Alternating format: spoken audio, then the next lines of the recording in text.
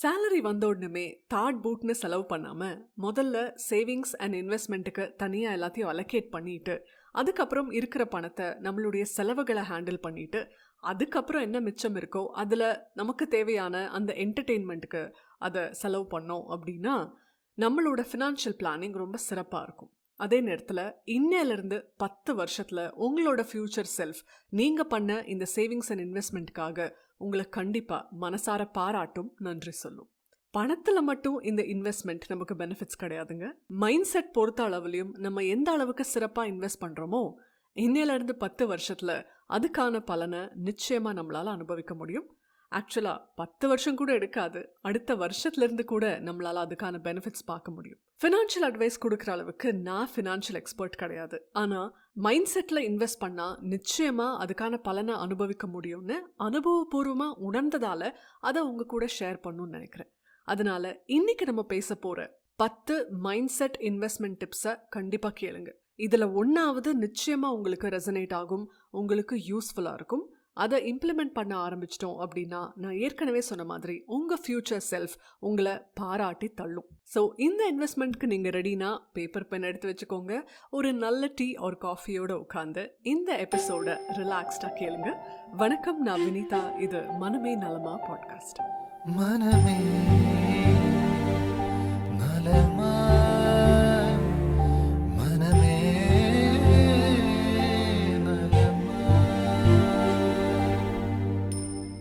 Mind set இம்ப்ரூவ்மெண்ட்காக இன்னைக்கு நம்ம பண்ண போகிற இன்வெஸ்ட்மெண்ட்டில் முதல் முக்கியமான பாயிண்ட் என்ன அப்படின்னா பிகினர்ஸ் டேக்ஸ்.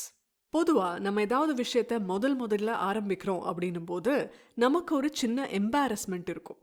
ஏன்னா எதுவுமே தெரியாமல் ஒரு விஷயத்தை அட்டெம்ப்ட் பண்ணி அதில் சொதப்புறது.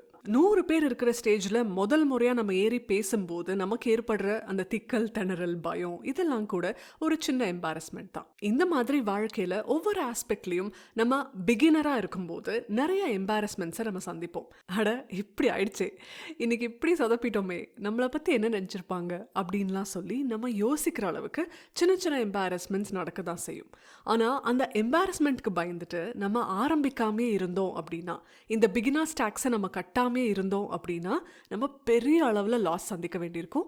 ஏன்னா ஆரம்பம் இருந்தாதான் முடிவை நோக்கி நம்மளால் போக முடியும். ஆரம்பமே இல்லை அப்படின்னா நம்ம நினைக்கிற அந்த கோலை எப்படி அச்சீவ் பண்ணுறது? ஸோ நம்ம எடுத்து வைக்கிற ஸ்டெப் எதுவாக இருந்தாலும் சரி, அதில் கம்ப்ளீட்டாக ப்ரிப்பேர்டாக தான் நான் போவேன் அப்படின்னு சொல்லி நினைக்காம நினச்சோம், பண்ணுவோம், போகிற வழியில் கற்றுப்போம் அப்படிங்கிற மைண்ட் செட்டில் போகிறது தான் நிச்சயமாக நமக்கு ஹெல்ப்ஃபுல்லாக இருக்கும். ஸோ பிகினர்ஸ் டேக்ஸ் கட்டுறது பெரிய செலவு கிடையாது. அதை கட்டுறதுக்கு நீங்கள் ரெடி ஆகிட்டீங்க அப்படின்னா 10 வருஷத்தில் நீங்கள் ஒரு ப்ரோவாக இருப்பீங்க அப்படிங்கிறத மறந்துடாதீங்க. நம்மளுடைய மைண்ட் செட்டை பெட்டர் ஆக்கிக்கிறதுக்கு நம்ம பண்ண வேண்டிய 2வது முக்கியமான இன்வெஸ்ட்மெண்ட் என்ன அப்படின்னா 10 செகண்ட் பொறுமை. இன்றைக்கி டெக்னாலஜி எந்த அளவுக்கு ஸ்பீடாக இருக்கோ அந்த அளவுக்கு நம்ம ரியாக்ஷனும் ஸ்பீடாக இருக்குது. சோஷியல் மீடியாவே எடுத்துக்கலாம். அந்த 1.5 நிமிஷம் ரீலை ஃபுல்லாக பார்க்காம, இல்லைனா அதில் கொடுத்துருக்கிற கேப்ஷனை கூட ஃபுல்லாக படிக்காமல் அந்த ஹூக் லைனை மட்டும் பார்த்துட்டோ, இல்லை அந்த கிரியேட்டர் என்ன ஒரு லைன் சொல்லி நம்மளை அட்ராக்ட் பண்ணணும்னு நினைக்கிறாங்களோ அந்த ரேஜ் பைட்டை யூஸ் பண்ணிவிட்டு நம்ம உடனே ஒரு நெகட்டிவ் கமெண்ட்டை வச்சு ரியாக்ட் பண்ணுறோம்.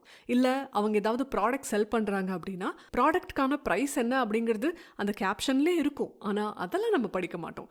ப்ராடக்ட் பார்த்தோமா, ப்ரைஸ் ப்ளீஸ் அப்படின்னு உடனே கீழே கேட்டுருவோம். ஏன்னா நமக்கு எல்லாமே உடனே வேணும். அதுக்கேற்ற மாதிரி அவங்க ஏதாவது சொன்னாங்கன்னா உடனே நமக்கு அதை ரெஸ்பாண்டும் பண்ணும். நம்மளோட ரியாக்ஷன் இவ்வளோ குவிக்காக இருந்துச்சு அப்படின்னா நம்ம ரொம்ப ஈஸியாக அஃபெக்ட் ஆகிடுவோம், ரொம்ப ஈஸியாக மேனிப்புலேட் ஆகிடுவோம். அப்புறம் நாளைக்கு ஏதாவது ஒரு ஸ்கேமில் மாட்டிட்டு போச்சே அப்படின்னு சொல்லி உட்காந்துட்ருப்போம். ஸோ நம்மளோட அந்த இம்பல்ஸ் ரியாக்ஷன்ஸை நம்ம தள்ளி போட வேண்டியது அவசியம். அதனால தான் இந்த 10 செகண்ட் பொறுமை அப்படிங்கிறது நமக்கு பேருதவியாக இருக்கும். அது மட்டும் இல்லை, ஜென்ரலாக நம்ம ஒரு ஒர்க் ஸ்பேஸில் இருக்கோம், அங்கே ஒரு சின்ன கான்ஃப்ளிக்ட் இருக்குது, நம்மளோட ரிலேஷன்ஷிப்பில் ஒரு சின்ன பிரச்சனை இருக்குது அப்படின்னா அவங்க சொல்கிறதுக்கெல்லாம் உடனே ரெஸ்பாண்ட் பண்ணோம், உடனே ஒரு டிஃபென்சிவ் மோடுக்கு போகணும்னு நினச்சோன்னா நம்ம காலம் பூரா நம்ம அதே மோடில் இருக்க வேண்டியது தான். பட் 10 செகண்ட் கேப்பில் நம்ம ரெஸ்பாண்ட் பண்ணோம் அப்படின்னா நமக்கும் ஒரு கிளாரிட்டி இருக்கும், ஒரு ப்ரெசன்ஸ்க்கு நம்மளால் வர முடியும். அதுக்கப்புறம் அந்த சிச்சுவேஷனை அசஸ் பண்ணி அதுக்கான ஒரு ரிப்ளையை நம்மளால் கொடுக்க முடியும். பொறுமையோடு பேசுகிறவங்கள தான் இந்த உலகம் சீரியஸாக எடுத்துக்கும். பதட்டத்தில் பேசுகிறவங்கள ரொம்ப கீழே தான் பார்க்கும். அவங்க சொல்கிற பாயிண்ட்ஸ் எவ்வளோ வேலிடாக இருந்தால் கூட அதுக்கு மரியாதையே இருக்காது. ஸோ 10 செகண்ட் பொறுமை அப்படிங்கிறது ரெண்டாவது முக்கியமான இன்வெஸ்ட்மெண்ட். நம்ம லைஃப்பில் அதை இன்னையிலேருந்து கூட ஸ்டார்ட் பண்ணலாம். நம்மளை இன்னும் பெட்டர் ஆக்கிக்கிறதுக்கு நாம் பண்ண வேண்டிய மூணாவது முக்கியமான இன்வெஸ்ட்மெண்ட் என்ன அப்படின்னா லிசனிங். மார்க் ட்வெயின் லிசனிங் பற்றி ரொம்ப அற்புதமான ஒரு விஷயத்த சொல்லியிருக்கார். Wisdom is the reward you get for a lifetime of listening when you would have rather talked. வாழ்நாள் முழுவதுமே கவனிச்சதுனால நமக்கு கிடைக்கிற பெரிய பலன்தான் நம்மளுடைய ஞானம் அப்படிங்கிறது. பேச வேண்டிய இடத்துல கவனிச்சனால தான் நமக்கு இந்த ஞானம் கிடைச்சிருக்கு அப்படின்னு அவர் சொல்றார். பேசுறது அப்படிங்கிறது ரொம்ப ஈஸியான ஒரு விஷயம். அதை எல்லாருமே பண்ணிடலாம். இன்னைக்கு நிறைய பேர் சும்மா பிளர்ட் அவுட் தான் பண்ணிட்டு இருக்காங்க. யாருமே யோசிச்செல்லாம் பேசுறதில்ல. சில இடங்கள்ல நம்ம ஸ்ட்ராங் அப்படின்னு ப்ரூவ் பண்ணிக்கிறதுக்கு பேசுறோம். சில இடங்கள்ல நம்ம ரொம்ப இன்டெலிஜென்ட் அப்படின்னு காட்டிக்கிறதுக்காக பேசுறோம். சில இடங்கள்ல என்ன நீங்க மேனிப்புலேட் பண்ண முடியாது அப்படின்னு ஒரு டிஃபென்சிவ் மோட்ல நம்ம பேசிட்டு இருக்கோம்.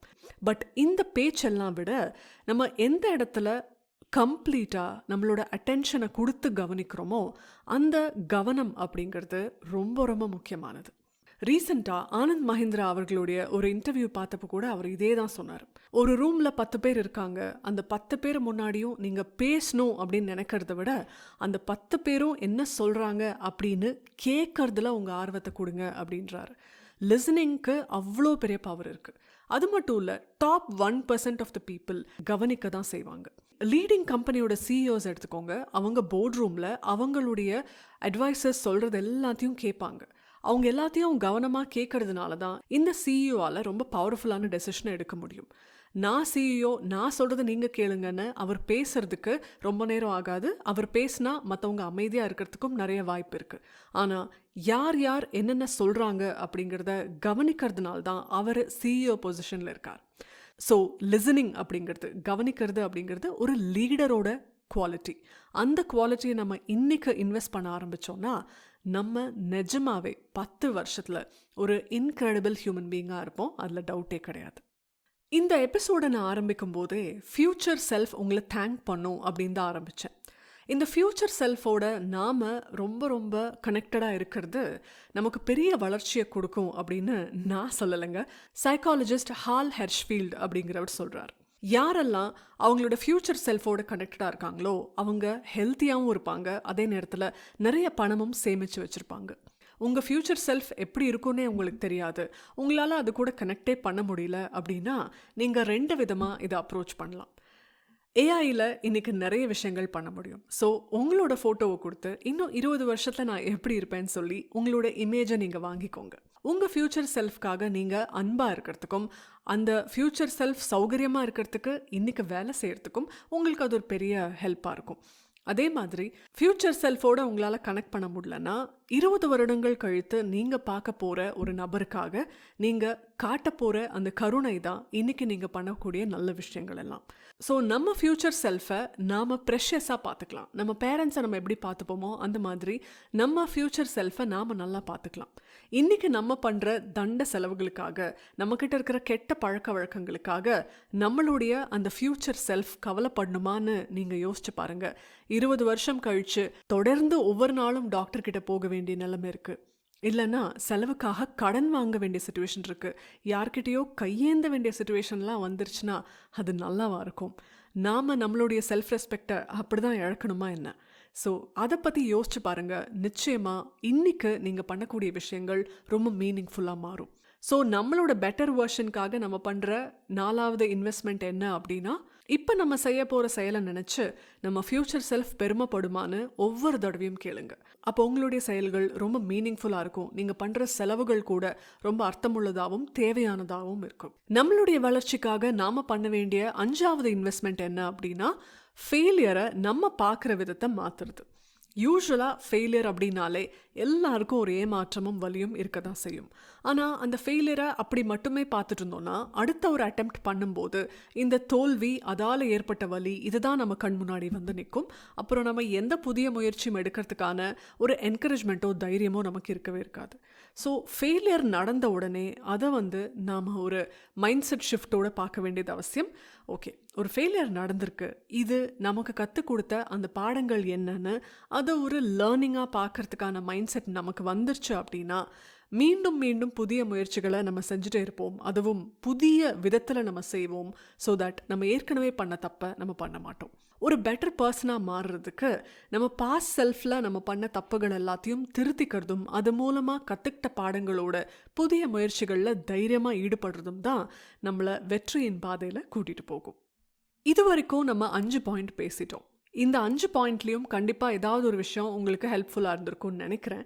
சப்போஸ் இல்லை அப்படின்னாலும் இந்த ஒரு பாயிண்ட் ரொம்ப ரொம்ப முக்கியமானது அப்படின்னு நான் நினைக்கிறேன். கொஞ்ச நாளாகவே நான் இந்த இன்வெஸ்ட்மெண்ட்டை ஆல்ரெடி பண்ண ஆரம்பிச்சிட்டேன். அதனால சொல்கிறேன், இது ரொம்ப ரொம்ப முக்கியமானது, காலத்தின் தேவையில் இருக்குது அப்படின்னே சொல்லலாம். ஏன்னா இன்னைக்கு இன்ஃபர்மேஷனுக்கு பஞ்சமே இல்லைங்க.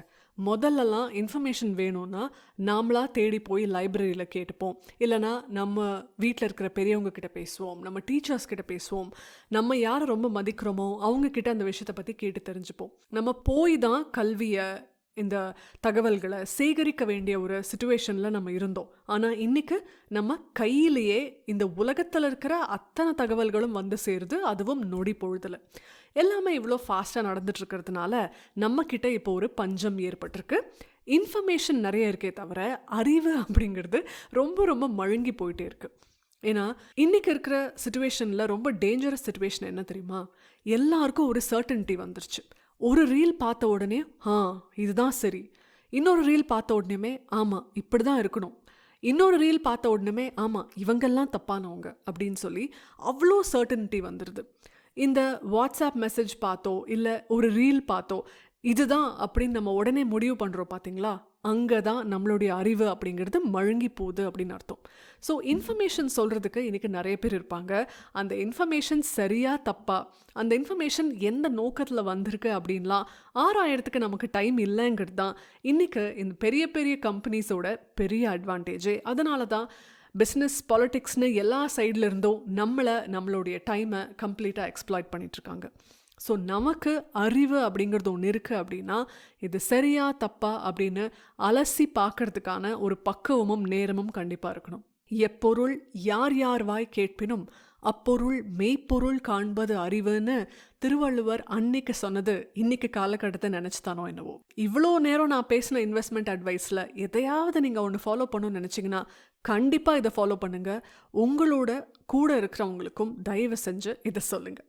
நம்மளுடைய லைஃப்பை பெட்டர் ஆக்கிக்கிறதுக்கு மைண்ட் செட்டில் நம்ம பண்ண வேண்டிய இன்வெஸ்ட்மெண்ட் அட்வைசஸ் பற்றி பேசிகிட்டு இருக்கோம். அடுத்ததான் நம்ம பண்ண வேண்டிய இன்வெஸ்ட்மெண்ட் த நோ ஃபண்ட். யூஸ்வலாக ஏதாவது ஃப்யூச்சரில் தப்பாக போயிடுச்சுன்னா நமக்கு ஒரு சேஃப்டியாக இருக்கிறதுக்கு இந்த இன்வெஸ்ட்மெண்ட் பண்ணணும்னு சொல்லி எமர்ஜென்சி ஃபண்ட் நம்ம செட் பண்ணியிருப்போம், இன்சூரன்ஸ் பாலிசிஸ் எடுத்து வச்சுருப்போம். பட் இந்த நோ ஃபண்டில் நம்ம இன்வெஸ்ட் பண்ணுறது எதுக்காக அப்படின்னா ரொம்ப சாதாரணமான அற்பமான சில விஷயங்களுக்கு நம்ம நோ சொல்கிறது மூலமாக அசாத்தியமான அற்புதமான நிறைய விஷயங்களுக்கு நம்மளால் எஸ் சொல்ல முடியும். நமக்கு இருக்கிற டைமும் எனர்ஜியும் ரொம்ப லிமிட்டடாக இருக்கிறதுனால ஒரே நேரத்தில் நம்மளால் பல விஷயங்களை பண்ண முடியாது. அதே மாதிரி நம்ம நினச்ச எல்லாத்தையும் நம்மளால் பண்ண முடியும் அப்படின்ற அளவுக்கு நம்ம சூப்பர் ஹியூமன்ஸும் கிடையாது. ஸோ நமக்கு இருக்கிற லிமிட்டேஷனில் இந்த 1 மணி நேரத்தில் நான் இதை பண்ண போகிறேன், இந்த 4 மணி நேரத்தில் நான் இந்த ஒரு ப்ராஜெக்டை முடிக்க போகிறேன் அப்படின்னு சொல்லி உங்கள் டைமை நீங்கள் எதுக்கு அலாட் பண்ணாலும் சரி, அந்தந்த முடிவுகளை எடுத்து அந்தந்த விஷயங்களுக்கு நீங்கள் எஸ் சொல்லும்போது இன்னொரு விஷயத்துக்கு நீங்கள் நோ சொல்கிறீங்க அப்படிங்கிறத ஞாபகம் வச்சுக்கோங்க. நோ சொல்கிறதுக்கு தயங்காதீங்க.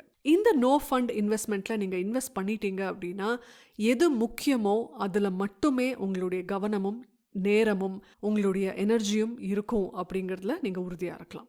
நம்மளோட பெட்டர் செல்ஃப்காக நம்ம பண்ணக்கூடிய அடுத்த இன்வெஸ்ட்மெண்ட் என்ன அப்படின்னா அன்கம்ஃபர்டபுளான உண்மைகளில் நம்ம இன்வெஸ்ட் பண்ணலாம். அதாவது உங்களுக்கு ரொம்ப ரொம்ப க்ளோஸான சர்க்கிள், நிஜமாவே நீங்கள் நல்லா இருக்கணும், நீங்கள் வளரணும், நீங்கள் வெற்றி அடையணும்னு நினைக்கிற 2 பேர் இருந்தால் கூட போதும். அந்த 2 பேர்கிட்டையும் நீங்கள் ஆனஸ்டான கான்வர்சேஷன் வச்சுக்கோங்க. அதாவது அவங்கக்கிட்ட இந்த கேள்விக்கான பதிலை ரொம்ப வெளிப்படையாக நேர்மையாக சொல்லுங்கள். உங்ககிட்ட இருக்கிற 2 நெகட்டிவான விஷயம் என்ன, உங்ககிட்ட இருக்கிற 2 கெட்ட பழக்கங்கள் என்ன அப்படின்னு அவங்க என்ன நோட்டீஸ் பண்ணியிருக்காங்களோ அதை உங்ககிட்ட ஷேர் பண்ண சொல்லுங்கள். இதை பீரியாடிக்கலாக நம்ம கேட்க வேண்டியது அவசியம். சில பேரை நீங்கள் கவனிச்சிங்கன்னா அவங்கக்கிட்ட ஒரே ஒரு ஹேபிட் தான் இருக்கும். அவங்க என்ன பண்ணாலும் அது நல்லா இருக்குல்ல அப்படின்ற ஒரு கேள்வியை தான் எல்லாருமே கேட்பாங்க. ஸோ இது நல்லா இருந்துச்சுல்ல, அப்போது அவங்க எதிர்பார்க்கிறதே நம்ம நல்லா இருக்கு அப்படின்னு சொல்லணுங்கிறதுக்காக தான். சரி அவங்களே எவ்வளோ கேட்குறாங்க, நல்லா இருக்குன்னே சொல்லிடுவோன்னு சொல்லி நம்ம பாட்டுக்கு அதை சொல்லிட்டு போயிட்டே இருப்போம். பட் ஜென்யூனா தான் பண்ணுற விஷயம் நல்லா இருக்கா இல்லையா, அதை எப்படி இம்ப்ரூவ் பண்ணிக்கணும்னு ஃபீட்பேக் யார் ஜென்யூனாக கேட்குறாங்களோ அவங்க என்ன தெரியுமா கேட்பாங்க, இது எப்படி இருக்குது, இதில் இன்னும் என்ன இம்ப்ரூவ் பண்ணணும்னு நீங்கள் நினைக்கிறீங்க அப்படின்னு சொல்லி கேட்பாங்க. ஸோ அவங்களோட கேள்வி அப்படிங்கிறது ஆல்ரெடி நல்லா இருக்கா அப்படின்றதுல ஸ்கியூ ஆகாது, எப்படி இருக்குன்னு ஜென்யூனாக தெரிஞ்சுக்கிறதுக்காக அவங்க கேட்பாங்க. ஸோ நம்ம அன்கம்ஃபர்டபுளான உண்மைகளை ரிசீவ் பண்ணுறதுக்கு ரெடியாக இருக்கணும். அந்த உண்மைகளை ரிசீவ் பண்ணுறதுக்கான அந்த மைண்ட் செட் நமக்கு இருந்துட்டாலே நம்ம வளர்ச்சியின் பாதையில் தான் இருக்கோம்னு அர்த்தம். நம்மளுடைய பெட்டர் செல்ஃப்காக நாம் பண்ண வேண்டிய 9வது இன்வெஸ்ட்மெண்ட் என்ன அப்படின்னா, நான் அட்டாச்மெண்ட்டை வளர்த்துக்கிறது. அட்டாச்சாக இருக்கிறது தான் பல வழிகளை நமக்கு கொடுத்துக்கிட்டே இருக்குது. எஸ்பெஷலி நம்ம ஒரு விஷயத்தை ஆரம்பிக்கும் போதே அதோட ரிசல்ட் மேலே நம்ம ரொம்ப ரொம்ப அட்டாச்சாக இருந்தோம் அப்படின்னா நம்ம ப்ராசஸ் நமக்கு என்ன கற்றுக் கொடுக்குது அப்படிங்கிறத கவனிக்க தவறிடுவோம். ஏன்னா லைஃப்கான ப்ரெஷியஸ் லெசன்ஸே அந்த ப்ராசஸில் தான் இருக்குது. ஒரு விஷயத்தை நீங்கள் ட்ரை பண்ணுங்கள், அந்த விஷயம் சரியாக போச்சு அப்படின்னா நீங்கள் எதிர்பார்த்த ரிசல்ட் உங்களுக்கு கிடைக்கும். அந்த விஷயம் சரியாக போகல அப்படின்னா உங்களுக்கு ஞானம் கிடைக்கும். நம்ம எதிர்பார்த்த ரிசல்ட் வந்தால் கூட நம்ம அடுத்த விஷயம் அப்படின்னு போயிட்டே இருப்போம். ஆனால் நமக்கு கிடைக்கிறதில்ல ஞானம். அந்த ஞானமானது லைஃப் ஃபுல்லாக நமக்கு ஹெல்ப்ஃபுல்லாக இருக்கும். எந்த விஷயத்தில் அது நமக்கு ஹேண்டியாக வருதுன்னே சொல்ல முடியாது. எந்த அளவுக்கு அவுட்கம்லேருந்து பிரிஞ்சு வந்து ப்ராசஸ் மேலே உங்கள் கவனத்தை செலுத்த முடியும்னு பாருங்கள். ரிசல்ட்டில் இருக்கிற உங்கள் அட்டாச்மெண்ட்டை குறைச்சிருங்க. Last but not the least, 10ஆவதாக நம்ம இன்வெஸ்ட் பண்ண வேண்டிய ஒரு முக்கியமான விஷயம் என்ன அப்படின்னா, நம்ம சரியாக இருக்கிறோமா அப்படிங்கிறத விட சரியான விஷயத்தை தான் தெரிஞ்சிருக்கிறோமா அப்படிங்கிறது தான் ரொம்ப முக்கியம். இப்போ நீங்கள் சோஷியல் மீடியா எடுத்துக்கிட்டாலே நீங்கள் என்ன ப்ரிஃபர் பண்ணுறீங்களோ அதுதான் அல்காரிதம் உங்களுக்கு சஜஸ்ட் பண்ணிகிட்டே இருக்கும். நீங்கள் ஒரு தோனி ஃபேன் இல்லை நீங்கள் ஒரு கோலி ஃபேன் அப்படிங்கிறது அல்காரிதம்க்கு தெரிஞ்சதுன்னா கோலியை செலிப்ரேட் பண்ணுற, தோனியை செலிப்ரேட் பண்ணுற வீடியோஸாக உங்களுக்கு வந்துக்கிட்டே இருக்கும். அந்த மாதிரி நம்ம மைண்டுக்கு எது சரி அப்படின்னு நம்ம முடிவு பண்ணிட்டோமோ நம்ம மைண்ட் நேச்சுரலாகவே அது சரின்னு ப்ரூவ் பண்ணுற விஷயங்களை தான் தேடிக்கிட்டே இருக்கும். ஆக்சுவலாக அந்த ஒரு ஹேபிட் நம்மளை ஒரு பாதையில் கூட்டிகிட்டு போயிடும். அதுக்கப்புறம் நம்மளால் சரி அப்படிங்கிற விஷயத்துக்கு வரவே முடியாது. சில சமயம் சரி அப்படிங்கிறது நம்ம ஒத்துக்கிற விஷயமா இல்லாமல் கூட இருக்கலாம். ஆனால் நம்ம ஒரு பெட்டர் பர்சனாக ஆகணும் அப்படின்னா நம்ம இவ்வளோ நாள் கேள்விப்பட்டுட்டு வந்த விஷயத்த வச்சுட்டு அதை பற்றி என்ன கவுண்டர் ஆர்குமெண்ட் இருக்குது, அதில் இருக்கிற உண்மைகள் என்ன அப்படிங்கிறதையும் நம்ம தெரிஞ்சுக்கிறதுக்கு ரெடியாக இருக்கணும். இதுக்கு ஒரு அற்புதமான ஐடியாவை நசீம் தலிப் அப்படிங்கிற ஒரு ரைட்டர் நமக்கு சொல்கிறாரு. ஒரு ஆன்டை லைப்ரரியை பில்ட் பண்ணுறது. யூஸ்வலாக நம்ம லைப்ரரி எப்படி இருக்கும், நம்ம பிடிச்ச புக்ஸு, பிடிச்ச ஆத்தர்ஸ், நம்ம நம்புகிற விஷயங்கள் அப்படிங்கிற விஷயங்கள் எல்லாம் அடங்கின புக்ஸாக நம்ம வச்சுருப்போம். பட் ஒரு ஆன்டை லைப்ரரி நம்ம மெயின்டைன் பண்ணோம். நம்ம நினச்சிட்ருக்கிறதுக்கும் நாம் நம்பிட்டு இருக்கிறதுக்கும் நாம் ஒத்துக்கிறதுக்கும் முரணான கருத்துக்கள் கொண்ட புக்ஸு, அந்த பெர்ஸ்பெக்டிவ் கொண்ட ஆத்தர்ஸ், அவங்களோட புக்ஸையும் நம்ம வந்து மெயின்டைன் பண்ணோம், அவங்களோட வீடியோஸும் நம்ம பார்க்கணும் அப்படின்னு சொல்லி நசீம் தலிப் சொல்கிறாரு. இது எதுக்காக அப்படின்னா, நம்ம எப்போவுமே நம்ம சைடில் இருக்கிற விஷயந்தான் சரி அப்படின்னு நம்பிட்டு இருந்தோம்னா நம்ம கம்ப்ளீட்டாக பிளைண்ட் சைடட் ஆகிறதுக்கு நிறைய வாய்ப்பு இருக்குது. நாம் சரி அப்படிங்கிறத விட எது சரின்னு தெரிஞ்சுக்கிறத மைண்ட் செட்டை டெவலப் பண்ணுறது தான் ரொம்ப ப்ரெஷியஸ் ஆனது. இந்த எபிசோடை முடிக்கிறதுக்கு முன்னாடி நம்ம பேசின இந்த 10 இன்வெஸ்ட்மெண்ட் அட்வைஸஸையும் உங்களுக்கு ஒரு சின்ன ரீகேப்பாக கொடுத்துட்றேன். முதல் இன்வெஸ்ட்மெண்ட், பிகினர்ஸ் டேக்ஸ் கட்டுறதுக்கு நம்ம ரெடியாக இருக்கணும். ஆரம்பிக்கும் பொழுது சில எம்பாரஸ்மெண்ட்ஸ் வரதான் செய்யும். ஆனால் இந்த கற்றல் அப்படிங்கிற அந்த மைண்ட் செட்டில் இருந்தோம்னா நிச்சயமாக நம்ம பெட்டராக இருப்போம். 2வது, அந்த 10 செகண்ட் பொறுமையை வளர்த்துக்கிறது மூலமாக தேவையில்லாத இன்ஸ்டன்ட் ரியாக்ஷன்ஸை நம்ம தவிர்த்து நம்ம ஒரு சென்சிபிள் ஹியூமன் பீயிங்காக நம்ம வந்து வெளியில் வர ஆரம்பிப்போம். 3வது, லிசனிங் அப்படிங்கிற சூப்பர் பவரை நம்ம வளர்த்துக்கணும். 4வது, நம்ம ஃப்யூச்சர் செல்ஃப் நம்மளை பார்த்து பெருமைப்படுற அளவுக்கு இன்றைக்கி நம்ம பண்ணக்கூடிய விஷயங்கள் இருக்கான்னு நம்மளையே கேள்வி கேட்டுக்கணும். 5வது, நமக்கு ஏற்படுற தோல்விகள் நிச்சயமாக நமக்கு ஏதோ ஒரு விஷயத்தை கற்றுக் கொடுக்கும் அப்படின்னு அந்த மைண்ட் செட்டை மாற்றிக்கணும். 6வது, நமக்கு நிறைய தகவல்கள் இருக்குது ஆனால் நமக்கு அறிவு வளருதா அப்படின்னு நம்ம ஆட்டோமேட்டிக்காக கேட்டுக்கிட்டே இருக்கணும். 7வது, ஒரு நோ ஃபண்டில் இன்வெஸ்ட் பண்ணணும். தேவையில்லாத அற்பமான விஷயங்களுக்கு நோ சொல்கிறதுல நம்ம தயக்கம் காட்டவே கூடாது. 8வது, அன்கம்ஃபர்டபுளான உண்மைகள் என்னவோ அதை தெரிஞ்சுக்கிறதுக்கு நாம் கம்ஃபர்டபுள் ஆகணும். அதனால் நம்ம எப்படி பர்ஃபார்ம் பண்ணுறோம் அப்படின்னு ஆனஸ்ட்டாக நம்ம வெல்விஷர்ஸ் கிட்டேருந்து நம்ம கேட்டு தெரிஞ்சுக்க தவறவே கூடாது. 9வது, ரிசல்ட் மேலே ஃபோக்கஸ் பண்ணாமல் ப்ராசஸ் மேலே நம்ம ஃபோக்கஸ் பண்ணி ரிசல்ட் மேலே இருக்கிற அந்த அட்டாச்மெண்ட்டை குறைக்கிறது. கடைசியாக 10வதா, நாம தான் சரி அப்படின்னு காட்டிக்கிறத விட எது சரி அப்படிங்கிறத தெரிஞ்சுக்கிறதுல நம்ம கவனத்தை செலுத்தணும். இந்த 10 இன்வெஸ்ட்மெண்ட்ஸில் எது உங்களுக்கு சூட்டபிளாக இருக்குமோ அதை நீங்கள் கண்டிப்பாக எடுத்து ஃபாலோ பண்ணுங்கள். அதுக்கான பெனிஃபிட்ஸை உங்களால் சீக்கிரமாக ரீப் பண்ண முடியும். அந்த ரிட்டர்ன் ஆஃப் இன்வெஸ்ட்மெண்ட் அப்படிங்கிறது உங்களுக்கு மட்டும் இல்லை, உங்கள் ஃபேமிலிக்கே கூட பெரிய ஹெல்ப்பாக இருக்கலாம். இன்வெஸ்ட் பண்ணுங்க, பெனிஃபிட்ஸ் என்ஜாய் பண்ணுங்க. மீண்டும் அடுத்த மனமே நலமா எபிசோடில் நான் உங்களை சந்திக்கிறேன். நன்றி.